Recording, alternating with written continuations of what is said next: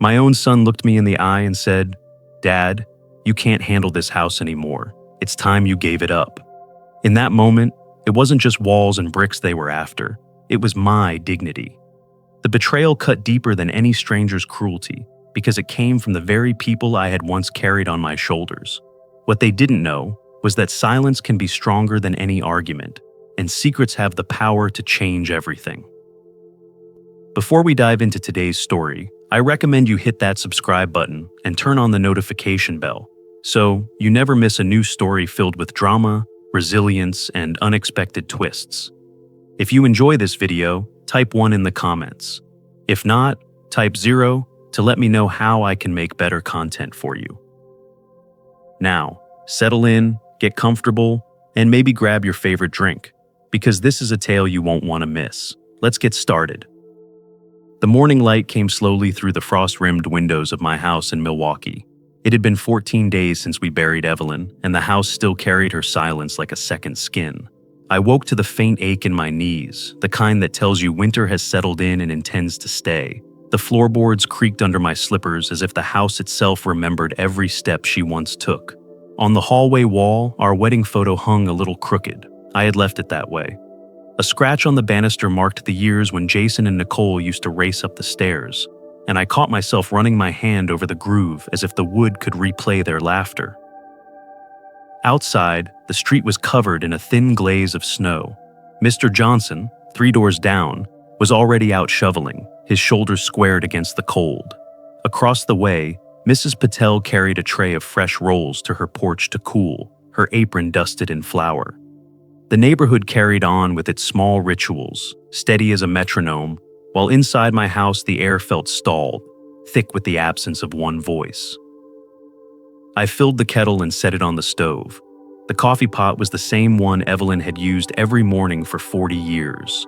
The scent of grounds rising in hot water made me pause, as if she might walk in any moment to tease me about using too much. On the counter sat a mug, dark blue and chipped at the rim, the one she gave me on Father's Day decades ago.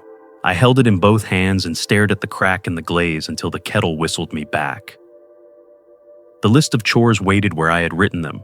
Check the furnace filter, seal the draft by the kitchen window, shovel the walkway before ice built up. Tasks that once felt routine now carried the weight of proving I could still manage. The silence in the house pressed down, broken only by the hum of the refrigerator and the occasional tick of the baseboard heat. I unfolded a letter I had read many times in the past weeks. Evelyn had written it in her careful hand when she knew time was slipping away. "Don't let anyone decide where you live," she wrote. "You've earned the right to choose your own space." The words cut sharper now, because I knew who she meant. Jason had always been ambitious, and Nicole always tried to keep the peace.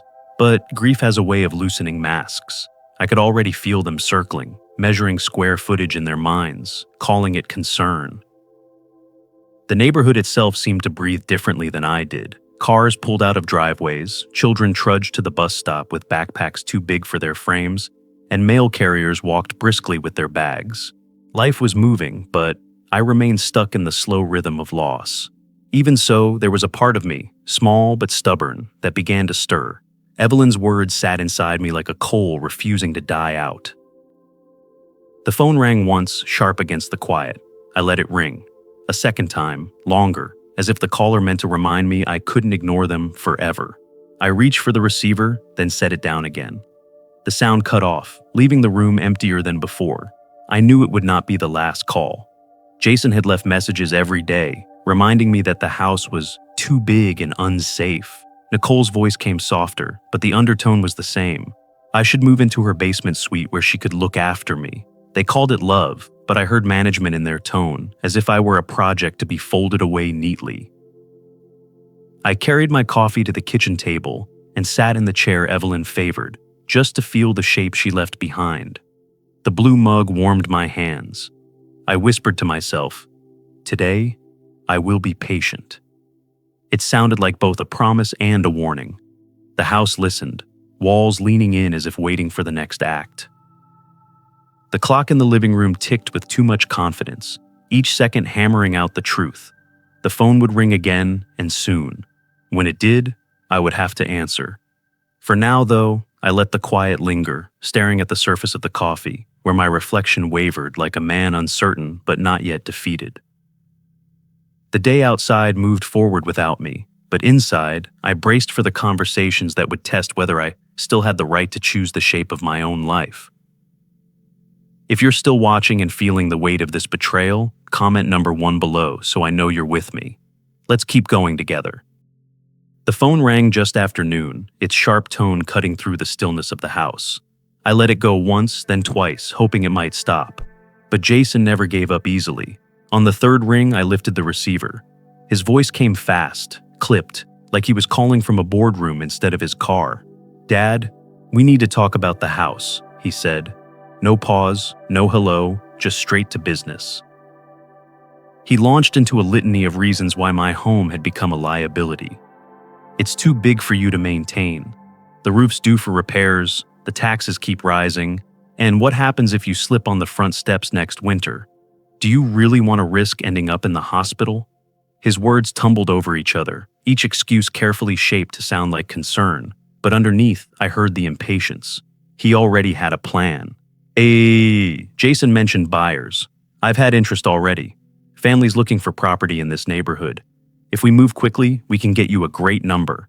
I caught the word "we" and let it hang there.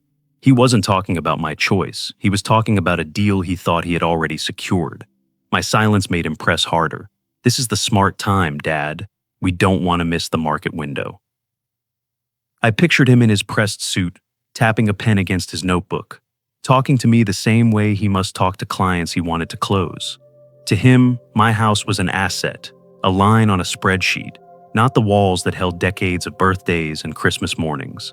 I let him finish, then gave a quiet, "I'll think about it." His sigh told me it wasn't the answer he wanted.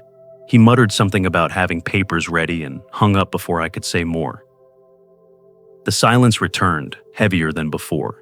I walked to the kitchen, poured myself another cup of coffee, and tried to ignore the gnawing in my stomach. It wasn't just Jason's bluntness that unsettled me. It was the way he said, "papers ready." He'd already gone to someone, probably Craig Bolton, the realtor with a reputation for shortcuts and backdoor deals. Evelyn had never trusted him. I remembered her exact words. "That man sells faster than he listens." Barely an hour later, the phone rang again. This time it was Nicole. Her voice carried softness, a kind of practiced warmth that reminded me of Evelyn when she wanted to keep peace at the dinner table. "Dad, I've been thinking," she said. "It might be easier if you came to live with us for a while. We've got the basement suite. Jason and I talked about adding a little kitchen and bathroom down there. You wouldn't have to worry about the house anymore." Her words were coated in sugar, but I tasted the same intent. Move out, give up the house, let them handle the rest. "You'd be close to us," she added, almost pleading. "Sophie would love to have you around more. You wouldn't be alone." I looked at the blue mug in my hand and felt Evelyn's absence pressing in. Nicole's offer sounded gentle, but it wasn't freedom. It was management disguised as love. In her basement, I'd be a guest in my own daughter's home, stripped of the independence Evelyn and I had worked for. I heard myself say, "That's kind of you. I'll think about it." The words bought me time, nothing more. When I set the receiver back in its cradle, I stayed at the table, staring at the faint reflection of my face in the cooling coffee. Jason with his urgency, Nicole with her coaxing. Their methods were different, but the direction was the same. They wanted control, and I was expected to cooperate. I stood and walked into the living room, where Evelyn's letter lay folded inside the photo album. I read the same line again. "Don't let anyone decide where you live." It felt less like advice now and more like a command. My children saw square footage, market value, a burden to be lifted.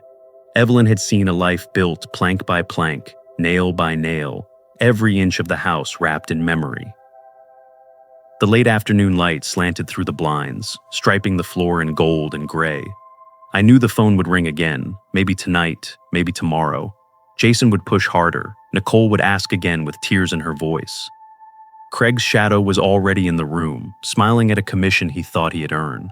But I had made my choice, even if I hadn't said it aloud. I would not be cornered. I would not be reduced to a man waiting in someone else's basement for permission to live. I sat back down, folded Evelyn's letter carefully, and whispered to the empty room, "Not yet." If you're still here and the tension has you on edge, drop number 2 in the comments to let me know you haven't looked away.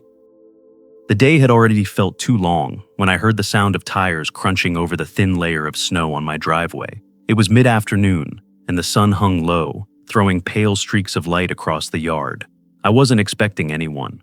I watched through the window as Jason climbed out of his SUV, his coat collar pulled tight, his stride sharp and impatient. Behind him came Craig Bolton, the realtor whose name had slipped through Jason's conversations, like a shadow. Craig's smile stretched too wide, his leather briefcase tucked under his arm like a weapon. They didn't bother knocking politely. Jason rapped twice, quick and heavy, then opened the door halfway before I even reached the entry. "Dad, we thought we'd stop by," he said, his tone casual, but his eyes already searching for a table to spread papers on. Craig followed us with the easy confidence of someone used to walking into other people's homes and leaving with their signatures. I led them to the kitchen, the warmest part of the house, though I suddenly wished it wasn't so welcoming. Craig placed a thick envelope on the table, smoothing it with his palm, as if he were presenting a gift. "Mr. Whitaker," he began with a rehearsed cheer, "we've got a golden opportunity here. A family is ready to buy. All we need is your okay to move forward. Nothing binding, just a formality." Jason nodded, hovering close. "It's a great deal, Dad. You'd be free of all the hassle. Taxes, maintenance, snow removal, none of that would be your worry anymore." His words came out fast, almost eager, as if he wanted the conversation over before I had time to think. I poured coffee for all 3 of us, more out of habit than hospitality, and let the steam fill the silence. Craig pulled a document from the envelope, sliding it toward me with practiced ease.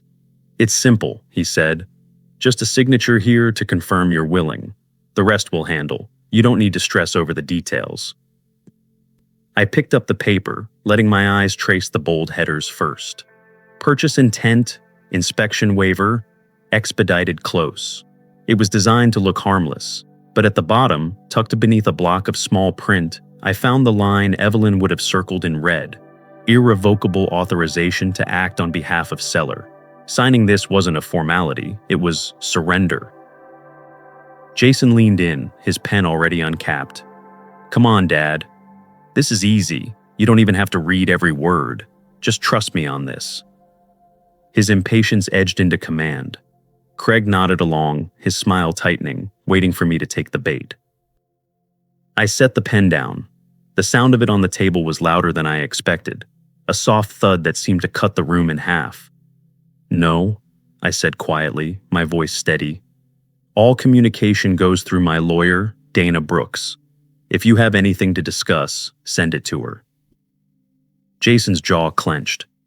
"Dad, why make this harder than it has to be?" Craig's smile faltered. He gathered the papers, sliding them back into the envelope with less grace than before. "Of course," he said, but his tone carried irritation under the veneer. I didn't raise my voice, didn't argue. I just sat with my coffee, letting the silence stretch until they both felt the weight of it. Jason muttered something under his breath, then stood, his chair scraping against the floor. Craig followed, adjusting his coat, his expression a little tighter than when he walked in. They left the house with a door slam that echoed down the hallway like an accusation. When the sound faded, the house exhaled, settling back into its old quiet. I stayed at the table for a moment, staring at the ring of coffee left on the wood, then rose and walked to the cabinet where I kept Evelyn's tin box. Inside lay a small brass key, warm from memory. Not a key to this house, but to the adobe one Evelyn had secured in Santa Fe years ago. I turned it in my palm, the weight of it a reminder that not every part of our life was visible to our children. I picked up the phone and dialed Dana. "Activate the winter plan," I told her. Her voice came calm, efficient. "Consider it done." I hung up and stood by the window, watching flakes drift down against the gray sky. My breath fogged the glass, but my chest felt steady. Jason thought he had walked in with the upper hand. Craig thought he had found an easy mark. They didn't realize Evelyn had left me more than memories. She'd left me a way forward. If you're still watching and can't believe how far this has gone, type number 3 below so I know you're following every twist. The house had just begun to settle into its evening quiet when the phone rang again. I almost let it go, thinking it might be Jason with another round of pressure, but the number belonged to Nicole. Her voice came soft, like a blanket draped over a wound. "Dad, I've been worried about you," she began. "I don't want you sitting in that big house alone all the time." She let the sentence hang, waiting for me to fill the silence with agreement.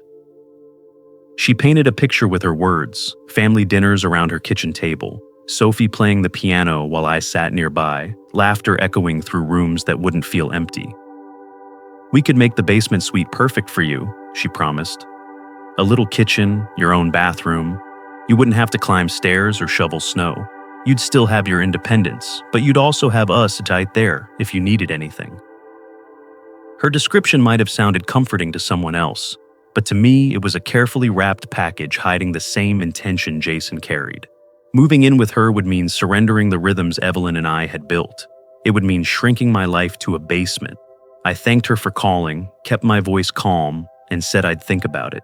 The disappointment in her pause told me she knew the answer already. The next morning, my phone buzzed again, this time with a voicemail from Jason. His voice carried a sharp edge, the pretense of concern thinning. "Dad, we can't wait much longer. The buyer's ready now, but if you drag this out, they'll move on. You'll lose value if we don't act fast." His words came clipped, as if every syllable was a push against my stubbornness. He didn't mention Craig, but I could hear him in the background, feeding Jason lines. When I stepped outside later to fetch the mail, I found a glossy flyer tucked into the box.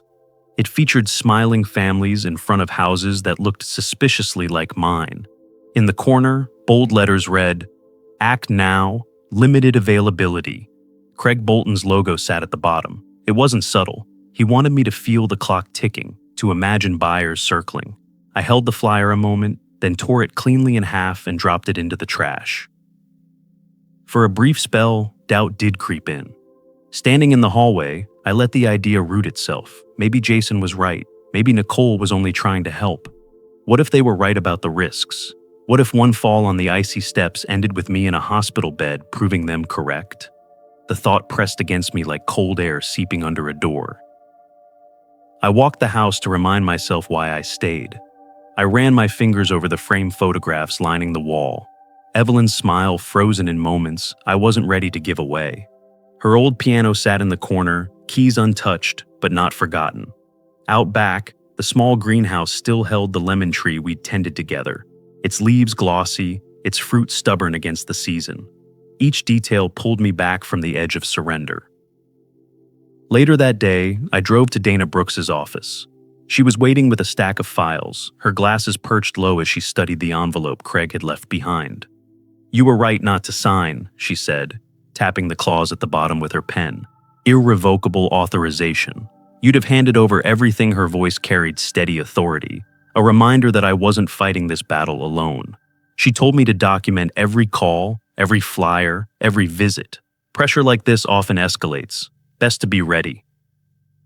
I left her office lighter, the winter air sharp but bracing. On the drive home, I thought about Evelyn again. How she never trusted fast talkers, how she always read the fine print twice. Dana's confirmation felt like Evelyn's voice echoing back to me. When I got home, I sat at the kitchen table with a fresh notepad. In neat letters, I wrote 3 rules. 1. Don't sign anything. 2. Document every call. 3. Remember Evelyn's letter. I underlined the 3rd rule twice, pressing hard enough that the pen left a groove in the paper. The page looked simple, but it was more than ink. It was a plan, my plan, and it steadied me. As I set the notepad down, I read Evelyn's words aloud one more time. "Don't let anyone decide where you live." My voice filled the kitchen, quiet but firm. The walls seemed to listen. Outside, the wind rattled the windows, but inside, I felt steady again. The first push had failed, and I intended to make sure every attempt after would fail as well. If you're still with me and the story has pulled you in, leave a number 4 in the comments to show you're hanging on every word. It was Saturday morning, quiet except for the hum of the furnace and the ticking of the kitchen clock. I sat at the table with my coffee, the steam curling into the air like a thin veil, when the sound of tires on gravel broke the calm. Through the window, I saw Jason's SUV swing into the driveway, Nicole in the passenger seat. They hadn't called ahead. That was my first warning. The knock on the door wasn't really a knock. It was Jason's fist against the frame, hard and impatient. I opened the door because some confrontations you don't avoid by pretending not to be home. He pushed in, coat half unbuttoned, jaw tight. Nicole followed, her hands clasped in front of her, her expression rehearsed to look worried. Jason started before I could even close the door. "Dad, this has gone on long enough. You're being irresponsible. You're putting yourself and the family at risk. The market isn't going to wait for you to make up your mind." His voice filled the room, bouncing against the walls that had seen plenty of arguments, but never quite like this. Nicole took the softer angle, sliding into a chair at the table. "We just want you safe and close," she said. "You'd be happier in our home. Sophie would love having you around. You wouldn't have to worry about stairs, about snow, about being alone. We could make the basement suite perfect for you."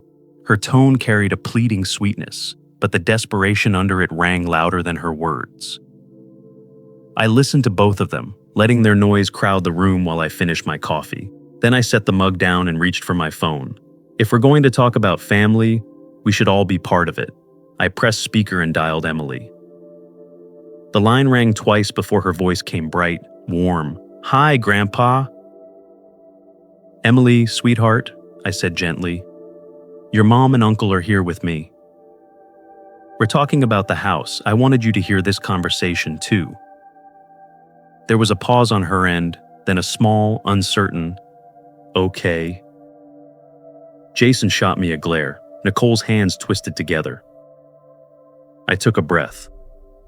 "Emily, have you been receiving the money I've sent you every month since freshman year?" The silence that followed was heavy. Finally, she answered, her voice small. "What money?" Jason stiffened. Nicole's eyes widened. "The $500 I've transferred on the second business day each month," I continued. "For your books, your dues, whatever you needed to make school easier." Emily's breath hitched audibly. "I thought that was from Mom and Uncle Jason. They told me," her voice cracked. "You've been sending that? Not them?" Her words tore the thin veil they had been hiding behind. Jason's mouth opened, but no sound came out. Nicole's face flushed, and she reached for the table as if she could steady herself. "Emily," I said, steady, calm. "It was always from me. Your mother asked me not to tell you. She said it would complicate things." On the other end of the line, Emily began to cry. Not the kind of tears meant for show, but the raw, quiet sobs of someone realizing the truth had been stolen from them. "Why?" she whispered. "Why would you do that, Mom?" Nicole pressed her palms to her face, unable to answer. Jason muttered something about timing, about intentions, but his words fell flat, the authority gone from his voice. Emily's voice sharpened through the tears. "You wanted me to think it was you. You wanted credit. That's not love. That's lying." The kitchen grew heavy with silence. Jason shifted in his chair, trying to find solid ground, but there was none left. Nicole sat trembling, her daughter's voice echoing across the speaker like a verdict. I leaned back, folded my arms, and spoke evenly. "This is the last time we talk about selling my house. You don't bring buyers here, you don't bring papers here, and you don't drag your daughter into lies to make yourselves look generous." Jason's jaw worked, but the fight in him had slipped away. Nicole sobbed quietly, words stuck in her throat. Emily sniffed hard.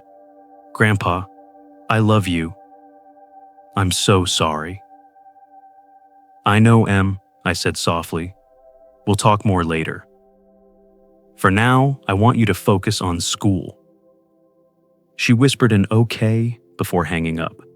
The line clicked, leaving only the sound of the clock ticking, marking the end of their charade. Jason stood, his chair scraping back. "Congrats, Dad." You've humiliated us." "This isn't about humiliation," I replied, calm as stone. "It's about truth. And from now on, truth sits at this table, not lies." He stared at me for a long moment, then turned and left. Nicole lingered, her face streaked with tears.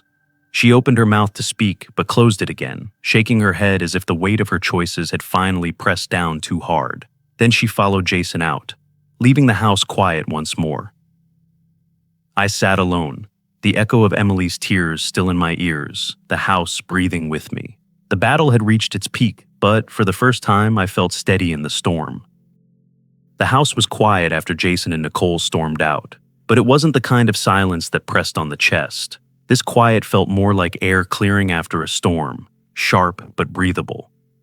I sat at the kitchen table with my empty mug and listened to the tick of the clock on the wall. The echoes of their accusations still clung to the walls. Jason's sharp words, Nicole's trembling voice, Emily's tears through the speaker. Yet for the first time in weeks, I felt a strange sense of clarity. I looked at Evelyn's photo on the mantle, her eyes holding that steady calm she always carried into moments when I faltered. She had been gone for years, but her presence filled the room more than Jason or Nicole's voices ever could. I thought of her letter, the words she had written with such certainty. "Don't let anyone decide where you live." I whispered the line under my breath, almost like a prayer. Still, the question circled. If I resisted, my children might drag me into court, painting me as incapable. If I yielded, I'd lose the life Evelyn and I had built. I imagined myself in Nicole's basement suite, hearing footsteps overhead, asking permission to plant a lemon tree or hang a photograph. The image felt suffocating. Then I pictured this kitchen, the piano in the next room, the lemon tree in the greenhouse. That picture steadied me. The next day, I drove to Dana Brooks's office. She welcomed me in with her usual composed smile, but when I laid the story out, the papers Craig had pushed across the table, the confrontation with Jason and Nicole, Emily's tears, her face hardened with focus. "You did the right thing by refusing to sign," she said, "but you need to prepare for escalation. They could pursue conservatorship if they argue you can't make sound decisions. It's a tactic I've seen before." The word landed heavy. Conservatorship. It carried the weight of losing not just my house, but my autonomy. Dana leaned forward. "You have a choice, Tom. You can wait, react to whatever they throw at you, or you can take the initiative, secure the property legally, build a wall they can't climb." I thought for a moment, then nodded. "No more waiting. Let's build the wall." She outlined the steps, establishing legal protections on the house, recording all communications, and preparing affidavits to show I was not only capable, but deliberate. As she spoke, I reached into my coat pocket and slid a smaller envelope across the desk. Inside was the deed to Evelyn's Santa Fe property, the adobe house tucked away where the mountains met the sky. Jason and Nicole had no idea it existed. Dana raised her eyebrows as she unfolded the papers. "They don't know about this?"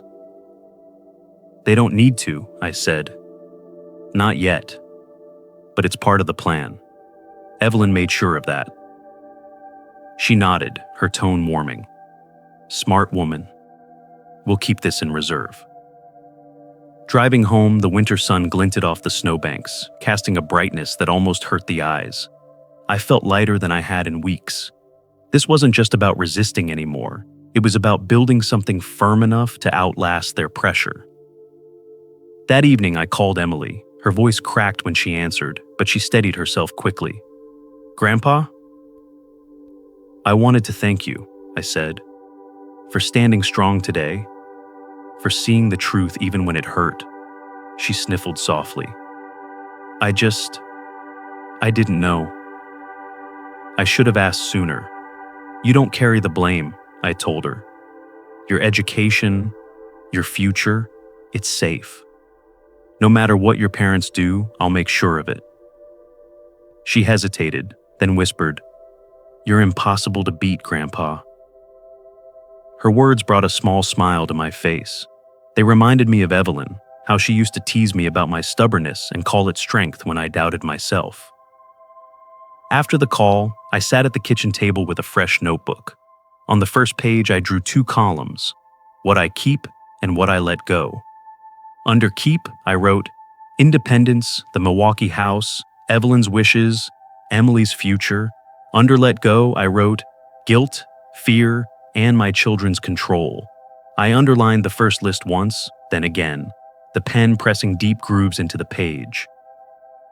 I closed the notebook, placed it beside Evelyn's letter, and spoke aloud to the empty kitchen, my voice steady. My choice is made.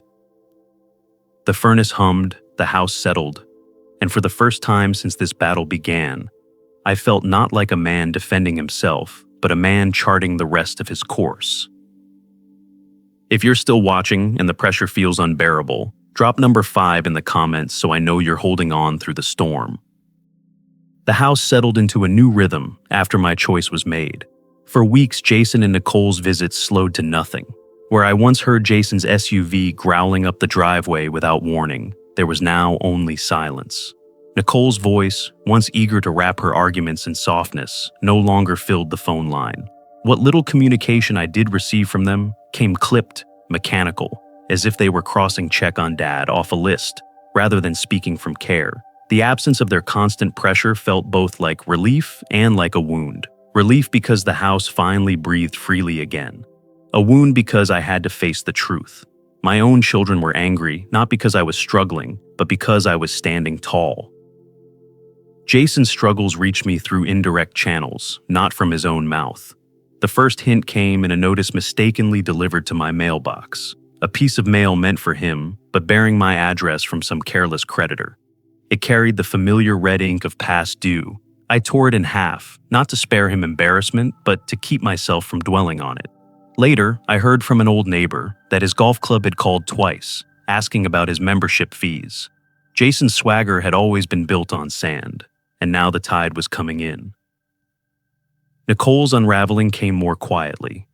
Her catering business, something she had once boasted about endlessly, lost its largest corporate client. Officially, the company had chosen to bring events in-house to cut costs. Unofficially, whispers said her unreliability had worn thin. She called me one evening after the loss, her voice stretched thin with fatigue. She didn't ask for money directly, but I could hear it in the pauses, and in the way her sentences trailed off. I let her talk, listened to her frustrations, and offered sympathy but not rescue. It wasn't cruelty. It was the lesson life had been trying to teach her for years. That control and dependency are not the same as love. Craig Bolton disappeared almost as quickly as he had arrived. Dana's cease and desist letter, carefully worded and backed by the weight of law, silenced him. The only trace left was a voicemail that tried to straddle the line between apology and self-protection. "Mr. Whitaker," his voice oiled through the speaker, "I didn't mean to cause distress. The market is unpredictable, and I was only trying to help your family secure a good future." His tone was hollow, the kind of professional regret meant to satisfy a court but never a conscience. I deleted it without a second listen. Even with these victories, my heart wasn't without its weight. Watching my children stumble brought a dull ache. Jason's bravado cracked, Nicole's confidence dimmed. And though their choices had created their troubles, I still carried the instinct to step in, to shield them. More than once I found myself reaching for the phone, tempted to call, to ease their burdens. But each time I remembered Evelyn's letter, her words held me firm. Love doesn't mean shrinking yourself. Protecting them from the consequences of their own greed would only repeat the cycle. This time, the lesson had to be theirs to learn. On a gray afternoon, when the air pressed close and the snow threatened, but never fell, I retreated to the greenhouse. The lemon tree stood resilient, its branches stretching against the glass as if it were defying winter itself. I took the pruning shears in my hand and examined the branches carefully. Some grew strong and straight, but others tangled, crossing over, stealing light from the healthier limbs. I clipped away the weak ones, feeling the small snap echo in the quiet space. Pruning a tree isn't destruction, it's discipline. Each cut gives room for new growth, ensures that strength isn't wasted. As I trimmed, I realized I wasn't just shaping branches, I was shaping myself. cutting away guilt that had strangled me for years, cutting away the old belief that my love had to be measured in sacrifices. The tree looked tidier when I finished, but more than that, it looked prepared for spring. I set the shears down and rested a hand against the trunk, the bark cool beneath my palm. "Some lessons are hard," I whispered to the empty greenhouse, "but they're the ones that last." The words weren't meant for anyone else, but they settled into me, solid and true. That evening, I sat with a notebook in my lap, reviewing the rules I'd written. Don't sign anything. Document every call. Remember Evelyn's letter. I added a fourth line, pressing the pen into the paper with care. Let consequences teach where I cannot. It wasn't an easy vow, but it was a necessary one. For Jason, for Nicole, and for myself. The furnace clicked on as twilight dimmed the house. Outside, the snow finally began to fall, blanketing the driveway where Jason's SUV used to sit, muffling the echoes of arguments that no longer had a place within these walls. I closed the notebook, leaned back in my chair, and let the house hold me in its quiet dignity. The first real snow of the season clung to the hedges outside when Emily called. Her voice came through the line brighter than her mother's or uncle's ever did, but I could hear the weight beneath it. "Grandpa," she said softly, "are you okay?" Mom sounded off last time I spoke to her, and Uncle Jason's been snapping at me about money. I don't like it. I steadied my voice for her sake. "I'm fine, sweetheart. Your future is safe, and I'll see to that no matter what storms blow through here. Don't let their worries become yours." There was a pause, then a quiet sigh of relief. "Thank you for being honest with me. At least I know where I stand," she hesitated. "I don't know what they'll say next, but I know what I heard from you. That means more than you realize." Her words settled into me like warmth after a cold wind. When the call ended, I sat for a long while at the table, realizing she wasn't just my granddaughter anymore. She was becoming an ally, a reminder of why I needed to stand firm. Later that week, I drove through icy streets to Dana Brooks's office. She greeted me with a stack of files already waiting. "We've finalized the protections," she explained. "The Milwaukee property is secure under your trust. We've also filed supporting documentation, proving your capacity to manage your affairs. If Jason or Nicole try to push conservatorship, they'll have no standing." I studied the papers, Evelyn's handwriting echoing in my mind. "Don't let anyone decide where you live." Dana's calm authority reassured me, but I signed the documents with more than caution. I signed them as declarations. These weren't just legal steps, they were markers on the road Evelyn and I had paved together, one stone at a time. Back at home, I took practical steps of my own. I gathered old receipts, insurance records, and photographs Evelyn had cataloged with her neat square handwriting. Some went into the safe I kept in the den, others into a folder labeled "For Emily, Not Yet." I left spare keys and a letter with Joyce next door, tucked into an envelope marked "Mail and Basil." She'd asked about the basil plant enough times that she would understand the shorthand. The house felt lighter once the papers were squared away. I walked through the room slowly, not as a man haunted, but as a man learning how to carry memory with steadiness. Evelyn's mug still sat on the shelf, its glaze chipped at the rim where she insisted it gave character. Her scarf remained draped over the arm of a chair, as though she might return and scold me for leaving it there. Instead of grief, I felt something else, guidance, almost like her hand on my shoulder nudging me forward. Her voice, always plain but never unkind, seemed to murmur, "Dignity isn't given, Tom. It's kept." I repeated the phrase aloud, testing its weight in the empty kitchen. It landed true. A few days later, I found a small vase of flowers on the porch. No note, just a folded scrap of paper tucked beneath the glass. "I am practicing." The handwriting was Nicole's. It wasn't an apology, not exactly, but it wasn't another demand either. I placed the vase on the table, let the flowers brighten the room, and decided I would accept them for what they were, a fragile step towards something better. That night, I retreated to the greenhouse. The basil Evelyn had coaxed through 3 winters stood stubborn as ever.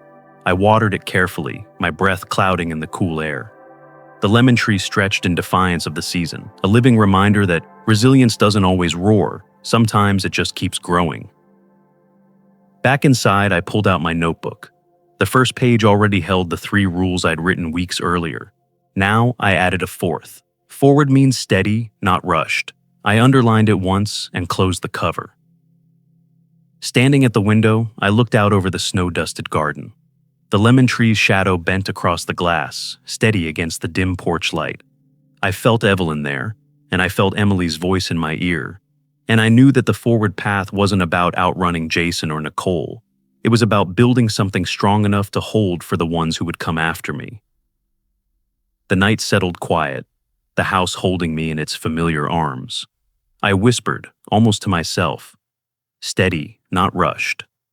For the first time in months, those words felt like a future I could trust. If you're still here and you feel the shift towards something bigger, comment number 6 below so I know you're ready for what comes next.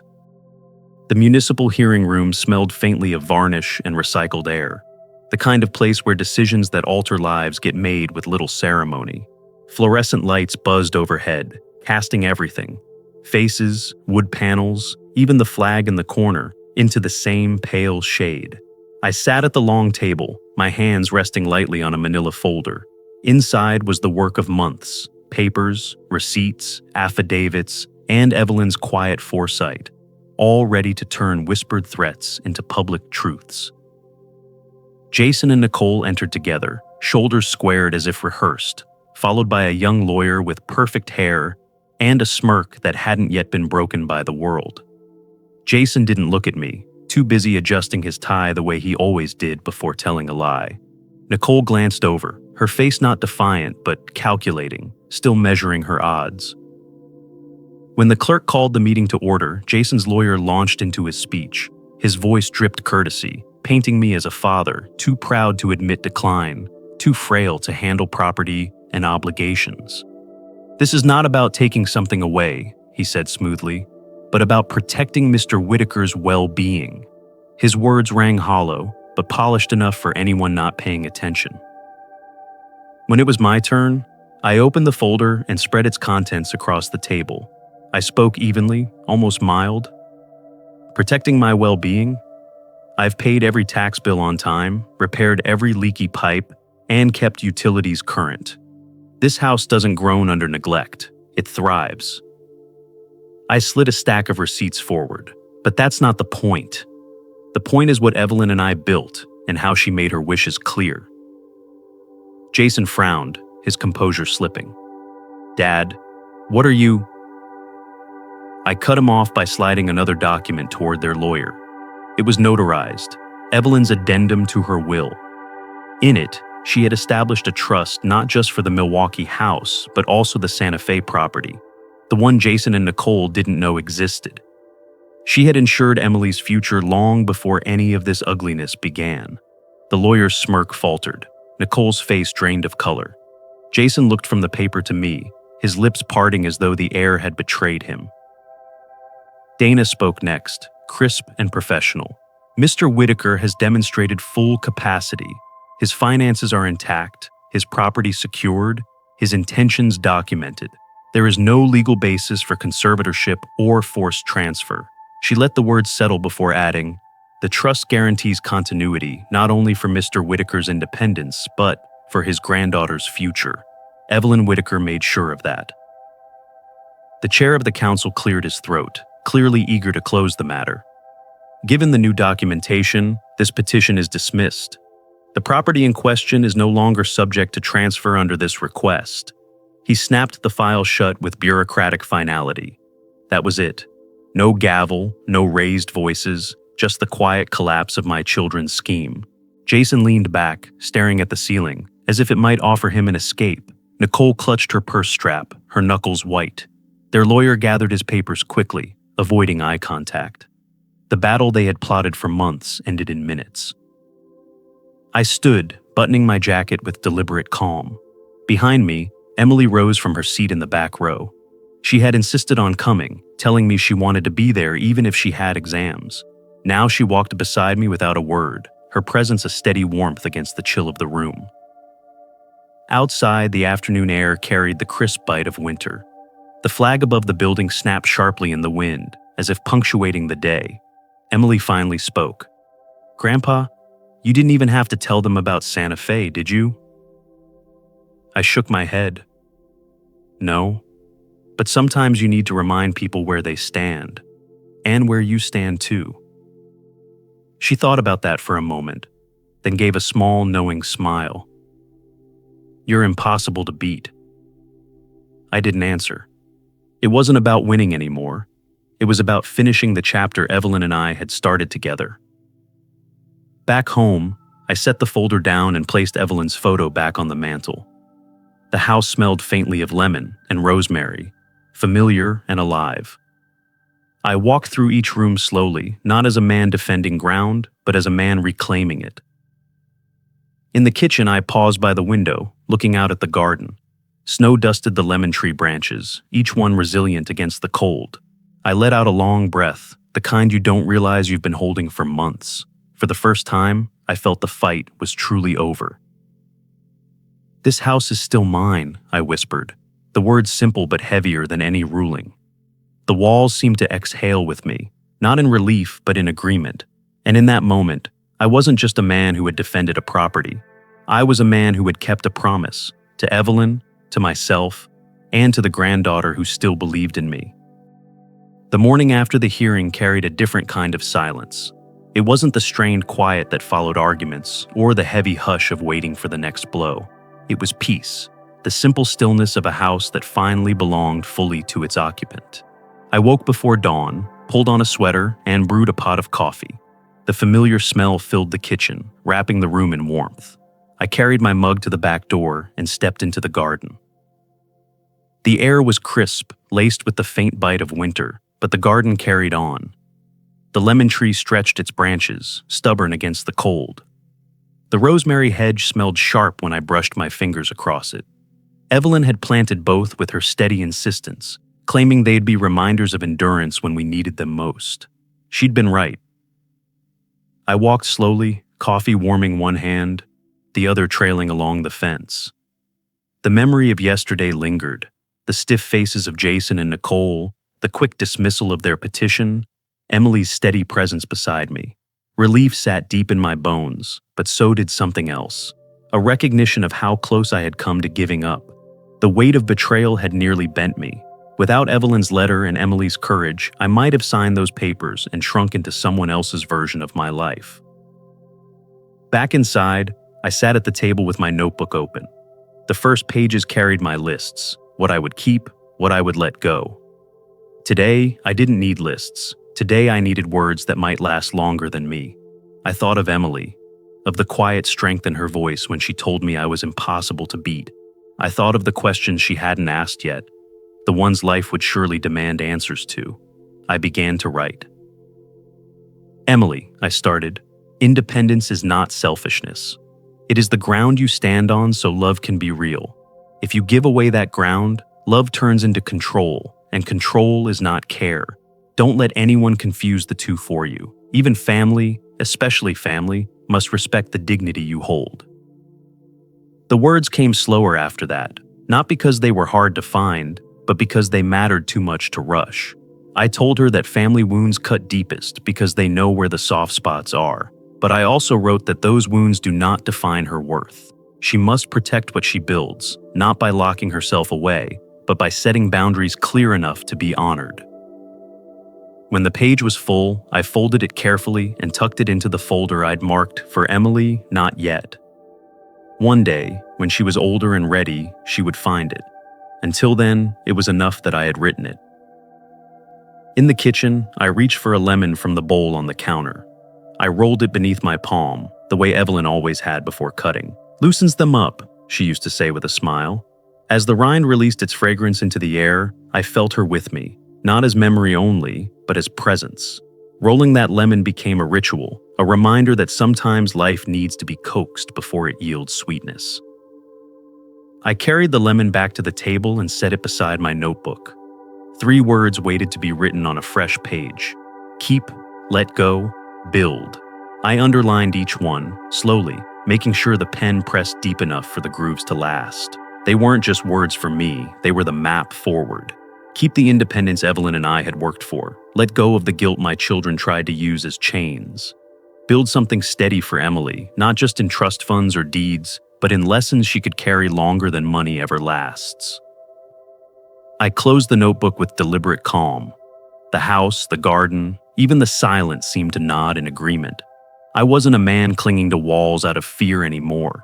I was a man who had chosen, and who would keep choosing, to live honestly in his own skin and space. I lifted my coffee cup, took one slow sip, and looked out through the kitchen window. The snow was already melting from the branches, dripping into the soil below. The lemon tree stood patient, steady, waiting for spring. I whispered the truth aloud, not just for me, but for anyone who might need to hear it. Strength is not about defeating others. It's about living truthfully in the life you've built.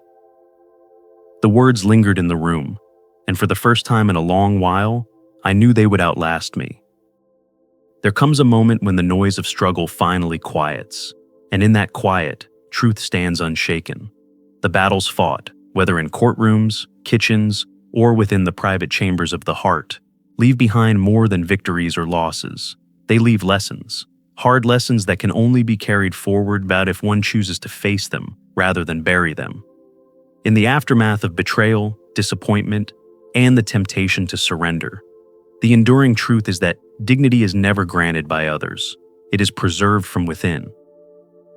Life has a way of pressing people into corners, making them believe they must shrink in order to fit the expectations of those closest to them. But the real test of strength is not in how loudly one resists, but in how firmly one stands without anger, how clearly one insists on being whole. The storms of family conflict, as painful as they are, often reveal the strength hidden beneath layers of habit and compromise. In standing tall, one learns that independence is not the absence of love. It is the soil from which love can grow honestly. The years bring reminders that love without boundaries quickly turns into control, and control disguised as care erodes trust. To allow such patterns is to live smaller than intended. To refuse them is to honor the simple truth that love must breathe freely if it is to endure. Lessons like these are never easy, and they often arrive wrapped in sorrow. Yet it is within those trials that clarity is born. There is also a deeper recognition that legacies are not defined by wealth or property alone. They are defined by the courage to guard what matters, by the willingness to pass down not just possessions, but principles. A house may stand as stone and timber, but what makes it sacred are the choices made within it, the courage to defend it, the humility to care for it, and the wisdom to release what cannot be held forever. These choices ripple forward, teaching the next generation that strength is not found in inheritance, but in the way one carries themselves when challenged. At the heart of all this is the quiet discipline of resilience. Resilience is not dramatic. It does not shout or clamor for recognition. It simply endures. It is in the pruning of a tree so that it may bear fruit again. It is in the steady act of writing down truths so they will not be forgotten. It is in the small rituals that remind us we belong to our lives, not to the demands of others. Through resilience, the weight that once seemed unbearable becomes the foundation of peace. In the end, the message is both simple and profound. Keep what sustains your dignity, let go of what diminishes you, and build on the ground that remains steady beneath your feet. The past may have been marked by conflict and sorrow, but the future can be shaped by clarity and strength. When truth is chosen over pretense, when boundaries are honored rather than broken, and when love is freed from control, life becomes not a battlefield, but a home. And in that home, peace is no longer something sought, it is something lived. These turning points remind us that setting boundaries and valuing ourselves is not just an act of courage, it's the foundation of living with dignity. Now, I'd love to hear from you. What's one lesson from this story that you feel connected to? And how will you apply it in your own life? Let's grow together by sharing our thoughts. If this story resonated with you, drop a 1 in the comments. If not, feel free to leave a 0. Your feedback helps us improve. And don't forget to like, share, and subscribe for more stories that touch the heart and spark reflection. Thank you for watching, And here's to living life with strength, honesty, and authenticity.